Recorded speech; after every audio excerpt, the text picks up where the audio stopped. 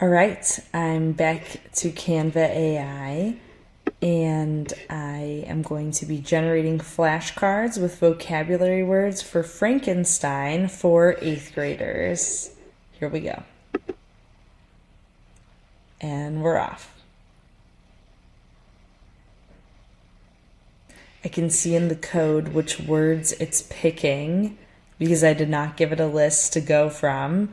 And these words are looking pretty good, so I'm excited to see what it comes up with. All right, here are my flashcards. It's got a challenging vocab word with context, novel definitions, and example sentences that an 8th grader might find helpful. Let's check it out. Okay, so ardent, it gives me a definition, it gives me an example from the book. Let's see what else. Okay, benevolent. So this is interesting because when I had Canva AI generate this earlier, it gave me a slightly different version of this.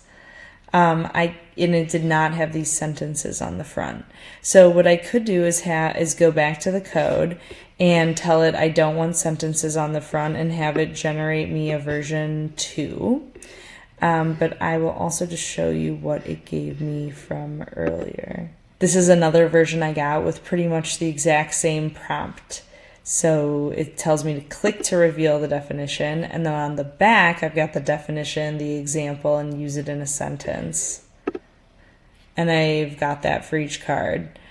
So really what I could do in my version is go back and just kind of tell the code to tweak it, and it'll give me a version 2, and that might end up looking more like this one. I had just generated this one earlier. So my next steps, if I wanted to use this design, would be to use InDesign, and it's going to give me this presentation. So if I want to push it out to students, I can publish as a website. If I double click into it, there's not much I can do to change it, but I can interact with it. I can preview what it would look like. I could publish it with this website and push it out on an LMS or with a QR code to students.